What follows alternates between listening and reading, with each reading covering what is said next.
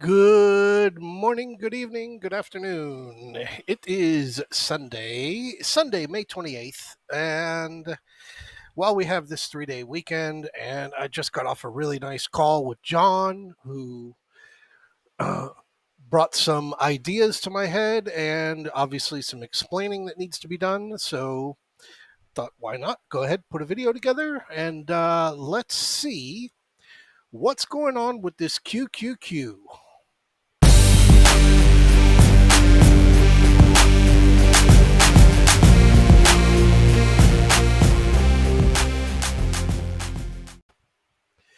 So we started the year out at 268.65 after having that nice low when we did not get a Santa Claus rally last year at 259.73.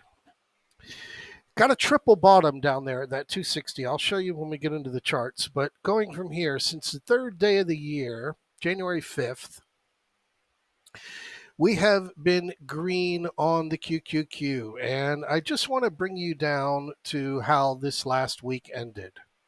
So this last week on Friday, we finished at 348.40. We hit 349.25. It was an 8.5 point range, up 8.68 from the day before, 7 from the day prior because of the 1 point gap. I'll get over this weekly count, how it was a 12-point week. But we had two back-to-back 2% days after having those two back-to-back minus 1% days. Low of the week, 329.56 was on Wednesday. We ran 19, almost 20 points from that low on Wednesday to the high on Friday. Almost 20 points on the QQQ, Wednesday to Friday. We are up 8% on the month. We are up 29.69% as of the close on the year. Now, put it into perspective. The SPX closed at 42.0545, the very first ever close in the 4200s since they were abandoned in August 2022. We ended the week up 14 points. We ended the week on the SPX 500 up 14.67 points. We ended the QQQ last week up 12 points. It's got to start clicking. Looking at the weekly here, okay, you've had 1, 2, 3, 4, 5 green weeks, which is what we're highlighting, but we're going to put an asterisk next to that, okay? Because, yes, we did have that week, OPEX week in April, where the QQQ was down 1.5 points. You had the green week prior to that. The week prior to that, down almost 1 point. So you can kind of give this like a brush and say, come on, it's a green week. So if we want to go back to where we hit that 285 low back in March, right? You've had 1, 2, 3, call it 4, 5, call it 6, 7, 8, 9, 10, 11 green weeks on the NASDAQ. Again, we're putting an asterisk on it. Take those two out. You've had 9 of the last 11 weeks being green. So on the month, we are up 8%, 8.17% on the QQQ. Okay? On the month, the SPX is almost up 1%. Almost. Year over year, we're up 3.6%. Year to date, we are up 9%. The fucking QQQ is up almost equally this week as the SPX is on the fucking year. Still got a 164-point range on the SPX for the month. 42.13, 42.13, double top there, debt ceiling, blah, blah, blah over the weekend. We'll see what it is. But again, putting it into perspective of what we've got here, we now have 2 green weeks in a row on the SPX. We closed at up 14 28.67 points, and our QQQ 19.69 points in 2 days. AI, AI, AI. So I'm going to be bringing you back to this area here about the retracements in a little bit after we go over the charts and after we go over a couple other things. So again, calling it for what it really is, which is 5 green weeks. We had 5 green weeks over here as we went into that February high from start of the year. 1, 2, 3, 4, 5. Went and posted that February high, had to drop down to the March lows. We had 4 green weeks as we went into that August high back last year. Never had anything better than 3 as we went into the March high.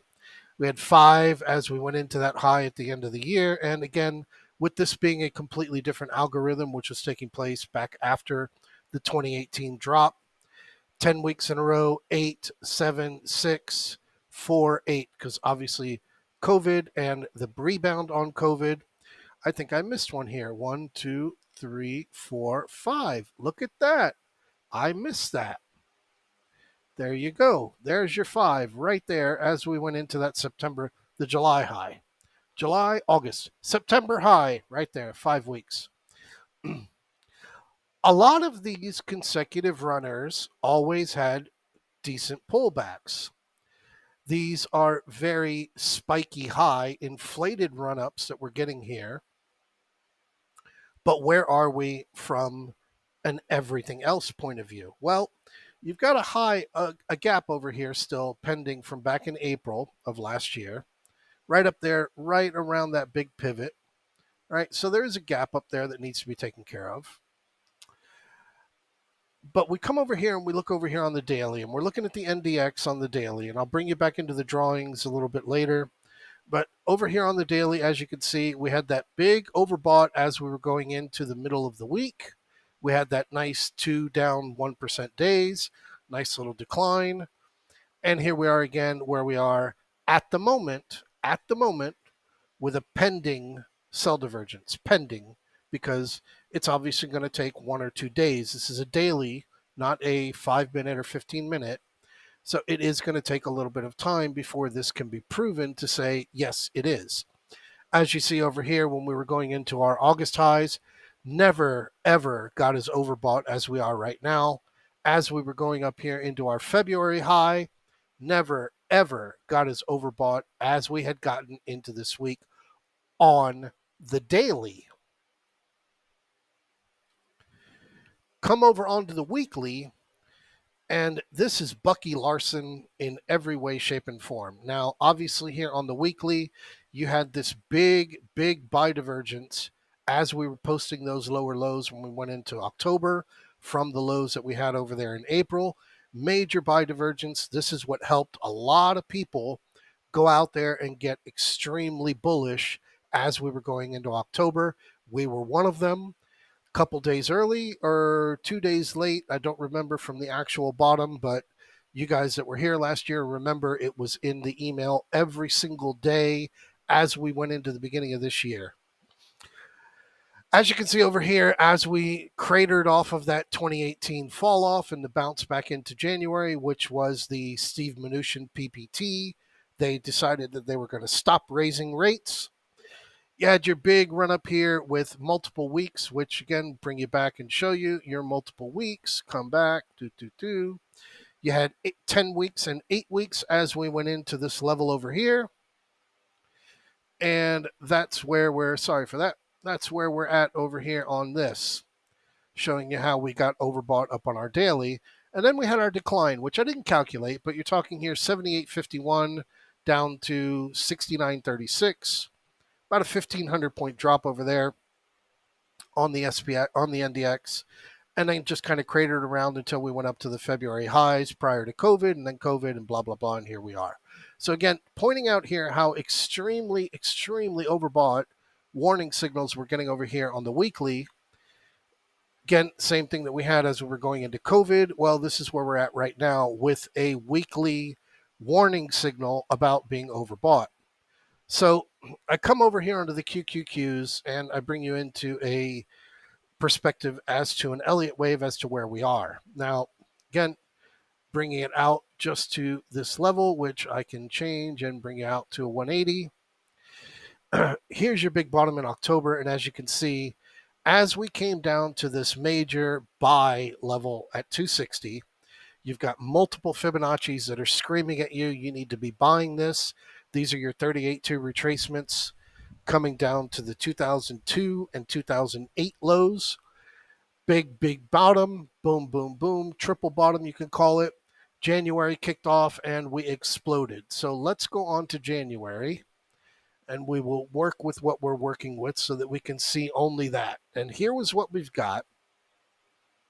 This is undoubtedly a wave 1 or a wave A. As of right now, we're calling it a wave 1. Then you had your wave 2 decline, which you guys remember, coming from 314 down to 285. Big move. Big move making this all the way down there. It took greater than a month to get that decline. And since that March bottom has been an absolute explosion. Calling this a 1-2, the bounce off 285 up to that 315, down to this 305, Kramer's tweet area, and then going into another 1-2, definitely a 3, breaking above that 335, a very quick sharp 4, and then this explosion which we have just had. Now, coming into our price levels, this one here being our drawing, which I should change these colors so that they're easy to match up, which ones go with which. Exploded here through the 200 extension. You got the 261 up here at 354.50. Call it a blow off. Maybe you get a little bit of a euphoric pre-debt ceiling vote. But the 354.50 and the 340 or 354 of the 161.8 of this one too line up. So 6 more points higher, plausibly.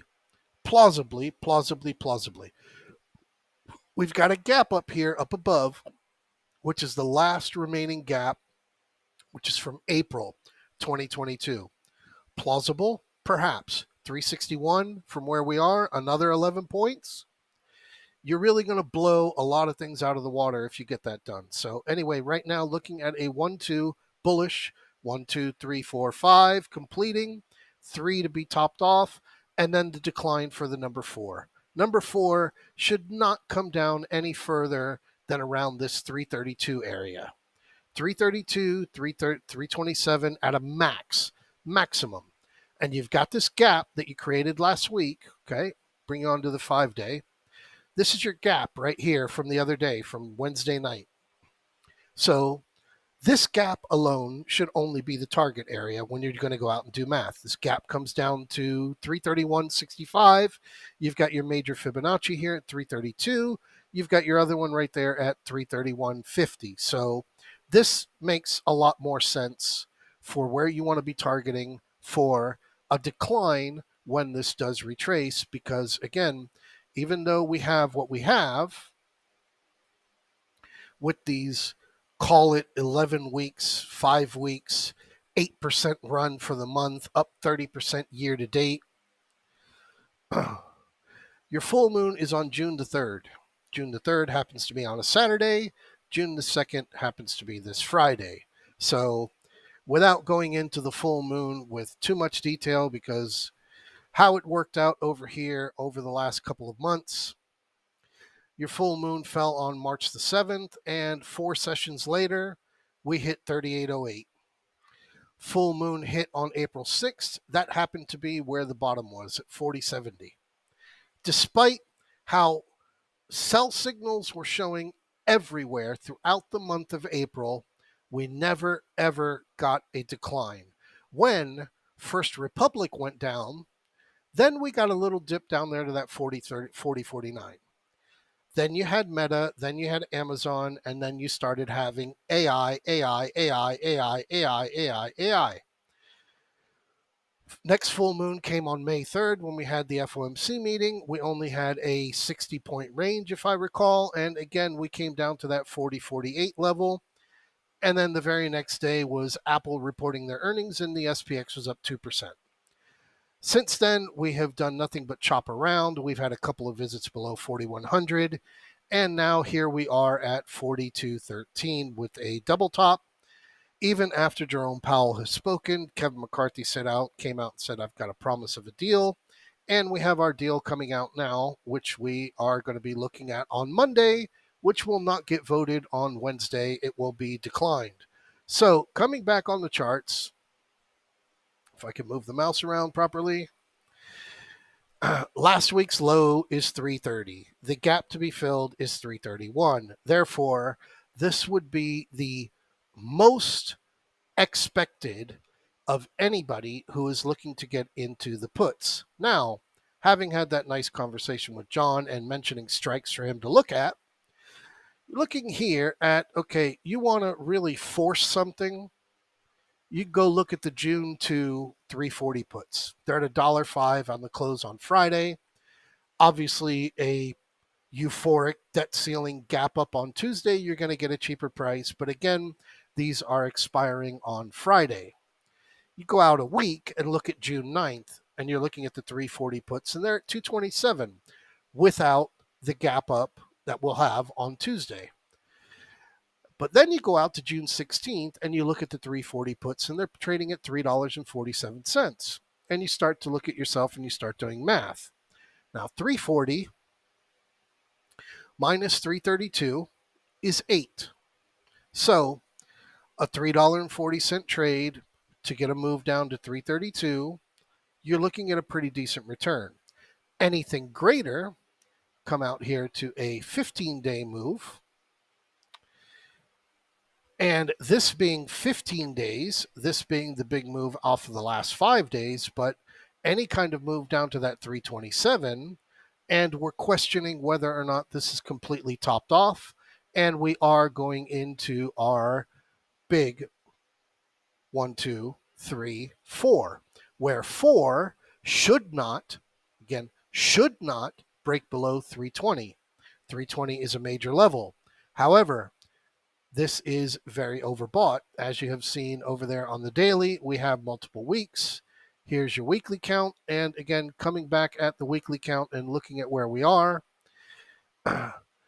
just the angle alone of where we've been going from makes a lot of sense to be looking for something to retrace anywhere from 2,000 to 3,000 points on the NDX over the course of the next few weeks, and to look out even further.